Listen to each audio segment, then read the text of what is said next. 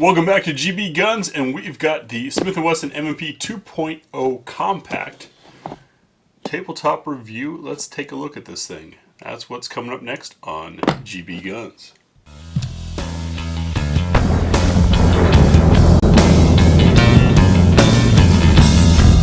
The gun comes in this plastic hard case with overfold lips being far enough that it's pry resistant and lockable. Nice touch. Inside, up top, we've got our trigger lock and owner's manual, if I can get it out of there. Let's see what that looks like. Looks like we're following the standard 3-color setup, but good clear photos.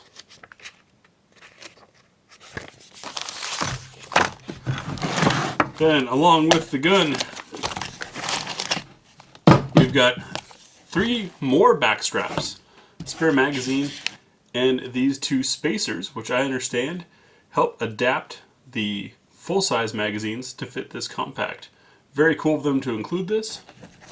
Let's get this out of the way and take a look at this gun. Of course, one more nice included detail is the chamber flag. I know some of you go to ranges where you have to have these things all the time. It's nice to have one that comes with the gun. So, of course, we've shown clear. We'll begin our walk around the gun with checking out how the mag ejects. Does it eject or does it release? That's an ejection. That's excellent. Some people find this trivial. I think it's important because if you're ever trying to get the magazine out and there's grit or grime in there, that little bit of assistance might make a difference. So good on you, Smith & Wesson, for including this. We've got witness windows on both sides of the magazine, so lefties and righties can see, and it's in a smart spot. I prefer the sides to the back because sides, as you pop out, you can see it right there. When it's on the back, like other gun makers, what are you going to do? Like drop the mag like this and point the gun off where? Or holding it straight in front of you? It's not a tire pressure gauge. It's a magazine. So, looking around the gun, starting up front, a little bit of wiggle. Maybe some crowning to that barrel, hard to tell. Beautiful coating on here. This finish is gorgeous. Steel sight. It's wedged in, which means you can push it out and change it if you want to. These are just the basic 3 dots. Multiple rail spots underneath. And we can see we've got some metal reinforcement to the frame. More on that once we get inside the gun. Some contouring here. These decorative serrations here for a press check might kind of work, except, and I gotta credit Mr. Guns and Gear for pointing this out, the frame gets wider right there, which is about where you get to when you press check, and then it bumps your thumbs off. So either you do that in slip or you're off, but you know what, with a good grip you can do this just fine up top, so long as it's dry. You also have a witness window there. Witness windows are better than nothing. I prefer something that's tactile and visible, but you can definitely see there. The trigger is still the pivoting safety setup, where unless that bottom part is moving, the trigger won't move, in theory. No checkering on the front of the trigger guard. Why? Because it's an American gun and we don't shoot that way. Nice aggressive stippling all the way around the grip. Magazine release, as you can see, sticks out a bit, but remains somewhat shielded by this swell here to make sure you're not going to accidentally bump it. So you do have to reach to get it. Resting your thumb on it won't activate it. Slide stop, slide release is very flush fitting. Doesn't stick out at all. That's going to be a big one for me because, as you can see right here with my long thumbs, I tend to end up with my thumb riding on the slide stop, and then the slide doesn't lock back on an empty magazine. I have to consciously put it away or tuck it down here or do something different if I want to avoid doing that. The fish scale serrations on the back, very nice. Notice we've got this backstrap labeled with a tiny M, if I can get that in camera. The others that came with it, we've got a large, a medium with the tail, and a small. And we'll go over how those fit and how that works coming up. Looking at rear slided frame fit, a little bit of play. There's our 3-dot sight picture. My personal preference is to have the front dot be brighter than the rear dot, or stand out more to draw my eye to it, but these would definitely work. They are metal and they do have a ledge there, so they can be used to rack the gun if you needed to one-handedly. Looks like there's a spot in there to cut out for external safety. And on the right side of the gun, there is a slide stop, slide release for lefties. Let's see if it works. It held it open. Can it release it? Yes. So good job there. Now let's take a look inside the gun. So field stripping will be very familiar for those who have done the Smith & Wessons before. We're going to lock the slide to the rear, of course making sure it's clear. Bring this takedown lever down, slide forward, pull the trigger, and the slide comes off. There is a way to do this without having to pull the trigger. That involves moving that little yellow bar. You see that painted bar there? It's got to be picked down. But that's not necessary for us today. Taking a look inside our frame, we can see there's metal reinforcement there. Of course, we know there's a bit of metal up in here. Nice long guide rails. Everything very cleanly assembled, very nicely done. And a nice big metal insert in the rear. Good looking. So pulling our slide apart, we have a captured guide rod with a flat coil spring, steel rod, and appears to be color coded. That indicates that you can get others for different loads if you like to run hotter or softer loads. Get our barrel out and take a look at the slide, and that coating is flawless. Very nicely done.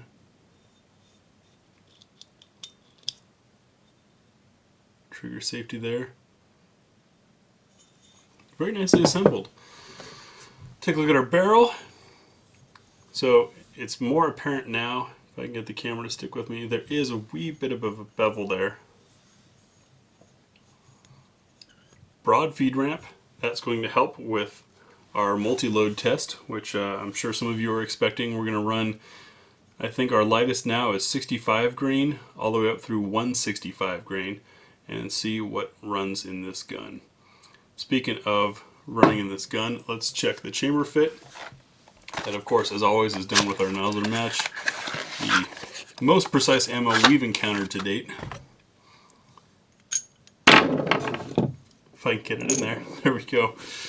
Dropping it in and looking at chamber support, you can see there's a little bit exposed, but it's even all the way around. That's important for folks that want to run overpressured ammo or recycled brass. Any case where you've got a risk of the brass rupturing, it's good to have that chamber fully supported. So everything looks to be very high quality, very nicely done. I'm going to reassemble this by reversing how I disassembled it, and we'll take a look at those different back straps and how it affects the hand. Now, I'm sure a question many of you have about this new one is, have they fixed or improved the trigger? I know with the classics, the first thing people like to do is go out and buy an aftermarket trigger kit, pretending that it's a Glock and the kind of gun that you buy to go buy more parts for. Smith & Wesson listened to that, and they say they've changed some things, so let's take a look. So that's easy take up. All begins. Little bit of creep, but very crisp break. Check that reset. quiet, but it's there. It takes you right back to the wall. In fact, I'm going to have to learn this. Good trigger. I'm pleased. And you might be wondering why I'm not busting out the Lyman gauge on all these anymore. And that's because really your own trigger discipline, as in disciplining this finger, and the quality of the trigger, to me, are much more important than how heavy the trigger is. I've shot 12-pound triggers that were awesome and 3-pound triggers that were garbage. It's really more about that feel, being able to pull up to the wall, break, reset, break. That's a good trigger. So I really don't care what the pull weight is on it. Now we can take a look at those back straps. Alright, so starting with the medium, looking at how the hand fit is. Hopefully we can get Erika involved to do her side as well. But for me, with large hands, grabbing onto the gun, my thumb might be a wee bit overextended, but it's certainly easy to get to the slide release. And the natural point where my finger wants to fall is approximately mid-pad. So I could use a slightly bigger grip. It might be hard to see, but if I were to go mid-pad, which is where I like to shoot, I have to bring this finger out, which loosens things up back here. There's space that needs to be filled. As far as fit along the bottom, with the magazine inserted, I can get all 4 fingers on there. And thanks to the lack of finger grooves, despite this not looking like much of an undercut at all, I can still get all my fingers on the gun. That's an improvement over a rival like, say, the Glock 19, where I can't. To change these grips out, and this is the first time I'm going to attempt this, I've only seen it mag out.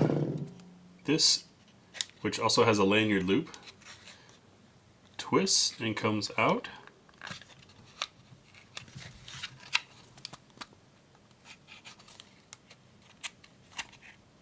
Maybe. There we go. That can be used as a takedown tool for moving that yellow lever. With that out, the grip comes off. And you can see there's the hole that that rod sticks through to hold it in place. So that's a rather smart system. I like it. We'll try the small first. With the small on there, thumb comes to the same spot, but look at my trigger finger. I'm reaching way too far. I can pull the trigger with my knuckle. That has really shortened the length of pull for this. It makes it a little too small for me. That wouldn't work for me. So now with the ML or medium large, you can tell it actually looks thicker. Looks like it's got a little more swell going on. Magazine in. See how my reach has shortened? Now the slide release is about at the middle spot for me. And I can still reach pretty far with the trigger finger. So it's pushed back down here, hasn't filled so much up top for me. Probably to maintain that same grip angle. This doesn't feel quite comfortable to me. It feels very blocky in the back. Might be a good adapter for people who like Glocks. Speaking of when I put the magazine in, I've got this cutout here to help strip a mag if need be. Also a gap. But that shouldn't be an issue with the way that kicks out. If you don't know how to clear a Type 3 properly, that's something that we can show you. So that was the medium large. Now we've got the large. Slides in. Definitely feels fuller. You can see it swells a lot. Same reach for me to the slide release. And I can barely reach the trigger guard with my trigger finger now, and my finger falls right on the middle pad. So the large might be the one for me. It's still very pronounced in the heel. I think the medium that came on it was less pronounced in the heel.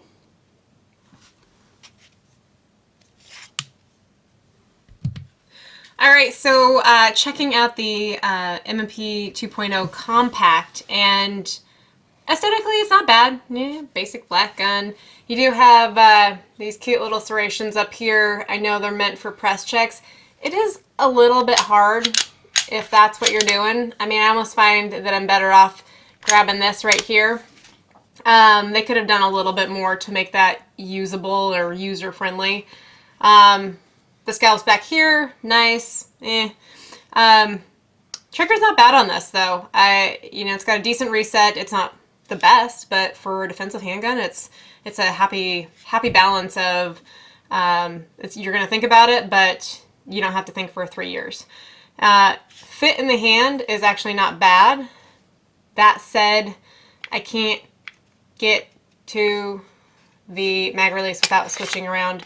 Does have nice positive injection though. All right, so we have swapped out.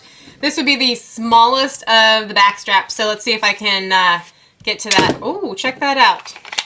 So here, almost. There we go.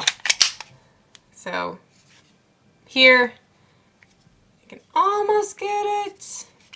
Just a very slight shift, but getting very close. All right, so now we've put the medium large onto the firearm. Medium comes standard when you buy it from the store. This definitely does feel, you feel it push back here a little bit into the palm.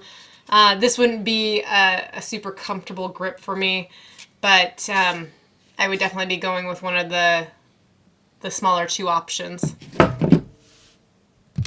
All right, so finishing out with the large option on the firearm, this definitely just feels obnoxious and oversized. You can see here it pushes out a little bit on the sides as well as pushing out here, and this just isn't really where in my hand shape and size I need it to push out. It actually makes it pretty awkward. Definitely can't get to anything that I need to.